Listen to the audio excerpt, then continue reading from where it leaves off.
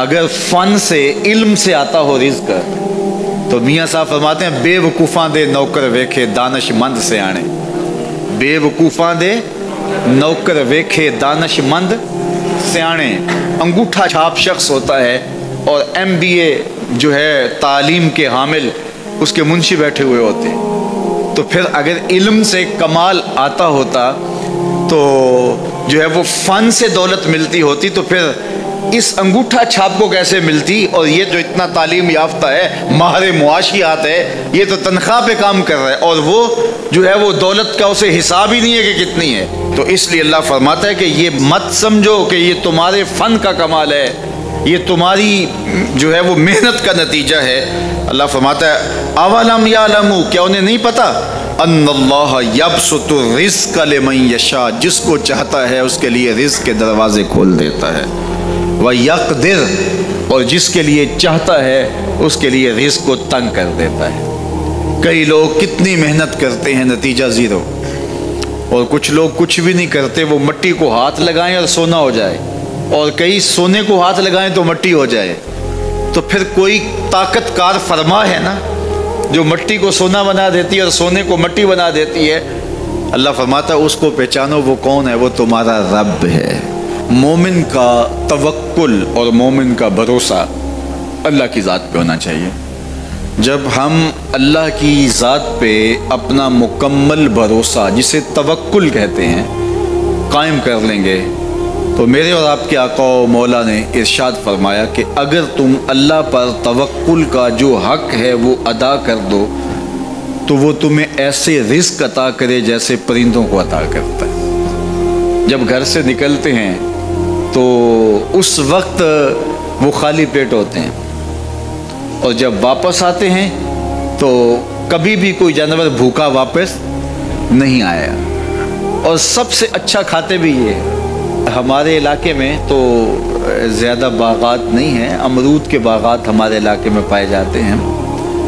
تو امرود کے باغ میں جو اگر کوئی دیہات کا شخص ہو یا جس کا امرودوں کا باغ ہو یا امرودوں کے باغ میں اس کا آنا جانا رہا ہو، اس سے پوچھئے کہ سب سے اچھا پھل امرود کے پیڑ پہ اچھا دانہ کون سا ہوتا ہے. کوئی آپ کو کہے کہ یار امرود توڑ کے لاؤ، میٹھا ہو اور جو ہے وہ پکا ہوا ہو اور ذائقے دار ہو تو وہ جاؤ توڑ کے لاؤ.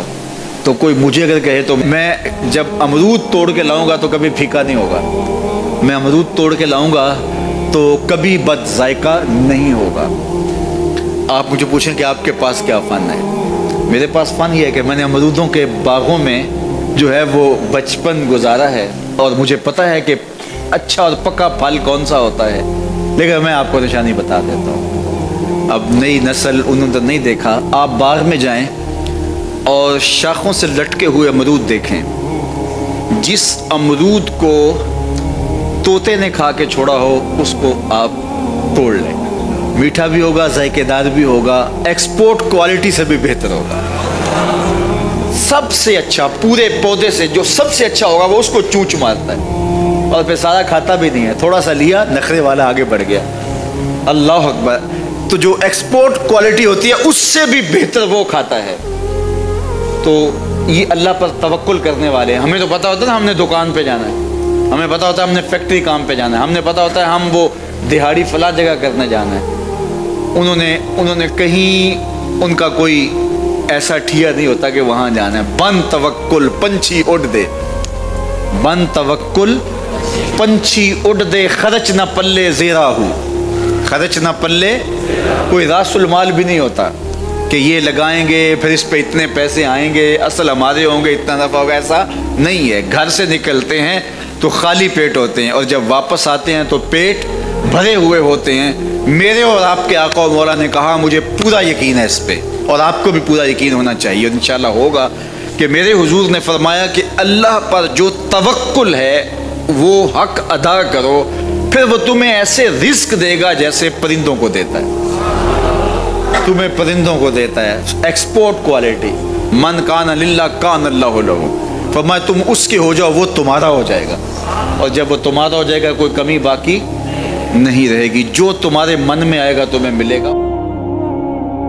دور موجود کے اندر سب سے بڑا فتنہ اور سب سے بڑی آزمائش جو دور موجود کے لوگوں کے سر پہ آن پڑی ہے، وہ عصمت کی دولت کو محفوظ رکھنے کے حوالے سے ہے، نظروں کی پاکیزگی اور دامن کی عفت اور پاکیزگی کے حوالے سے ہے۔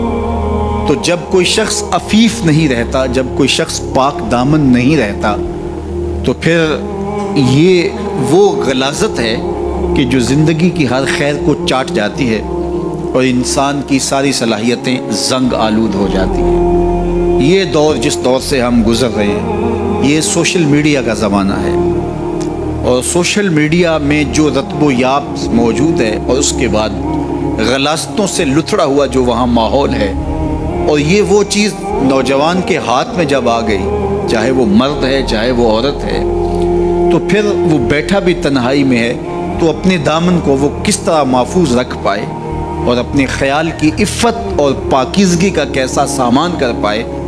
ہمیں سورہ یوسف یہ سبق دیتی ہے کہ ساتوں دروازے مقفل ہوں اور کوئی دیکھنے والا موجود نہ ہو، اور حسن قدموں میں بچھنے کے لیے خود بیتاب ہو۔ ایک یقین اور ایک عقیدہ ایسا ہے جو دامن پہ ایک دھبا اور ایک چھینٹا بھی گناہ کا نہیں پڑنے دیتا، اور وہ یقین یہ ہے کہ میرا اللہ مجھے دیکھ رہا ہے۔ ہمارے معاشرے کا ایک بہت بڑا مسئلہ حسد ہے، بغض ہے، کہ باہمی حسد نے ہمارا سکون چھین لیا ہے، ہمارے قرار کو لوٹ لیا ہے۔ چھوٹے سے لے کر بڑے تک حسد کی آگ میں جل رہے ہیں، بھائی بھائی کا گلا کاٹنے کے لیے تیار ہے، اور قومیں ایک دوسرے کے ساتھ حسد میں مبتلا ہیں۔ علماء کا طبقہ ہو یا فقراء کی جماعت ہو، درویش اور فقیر لوگ ہوں یا تجار کا طبقہ ہو، آج حسد کا دنیا کے اوپر پہرا ہے، اور حسد اور بغض اور کینہ اور نفرتیں، اسی کا دور دورہ، اس کی حکومت چل رہی ہے، اس کا سکہ چل رہا ہے۔ حکومت کے ایوانوں سے لے کر کے فقیر کی جھونپڑی تک آپ کو حسد کی ہی شہنشاہی دکھائی دے گی۔ سورہ یوسف ہمیں بتاتی ہے کہ حاسد کس طرح نامراد ہوتے ہیں اور محسود کس طرح کامیاب اور بامراد ہوتا ہے۔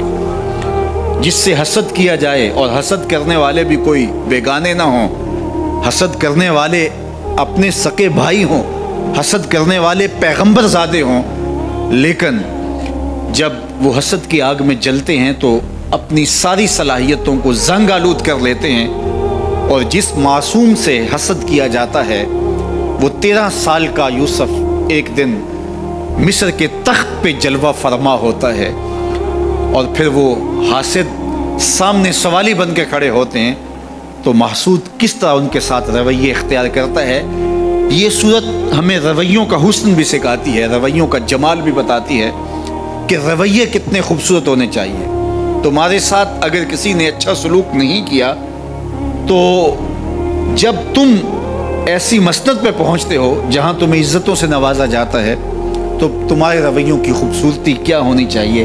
سورہ یوسف میں یہ بھی بتاتی ہے کہ عزتیں اللہ کی عطا ہوتی ہیں، اور جب کوئی بندہ اللہ پر کامل بھروسہ کر کے بیٹھ جائے اور اس کا اللہ پر توکل مضبوط ہو جائے، تو اس کو چاہے اندھے کنویں میں بھی کیوں نہ لٹکا دیا جائے، اللہ وہاں سے نکال کے بھی تخت پہ بٹھانے پہ قادر ہے۔ علماء تفسیر نے لکھا ہے، جو سورہ یوسف کو سمجھتا ہے، سورہ یوسف کی تلاوت کرتا ہے، حاسد اس کا کچھ نہیں بگاڑ سکتے۔ اللہ تعالیٰ اس کو حاسدین کی شر سے محفوظ فرماتا ہے۔ اور ہمارے بزرگوں سے یہ منقول ہے کہ جو سورہ یوسف تلاوت کرے، اس کے بیٹوں کے یا بیٹیوں کے رشتے نہ ہو رہے ہوں، تو وہ روزانہ کی بنیاد پہ اس مقصد کے لیے اگر سورہ یوسف تلاوت کرتا ہے تو اللہ اس کے لیے صالح اسباب پیدا فرما دیتا ہے، بہترین اچھے اور صالح اور نیک رشتے اللہ تعالیٰ اس کو نصیب فرما دے گا سورہ یوسف کی تلاوت کے ساتھ۔ تو سورہ یوسف ہماری زندگی کے اندر روشنیاں بھرتی ہے۔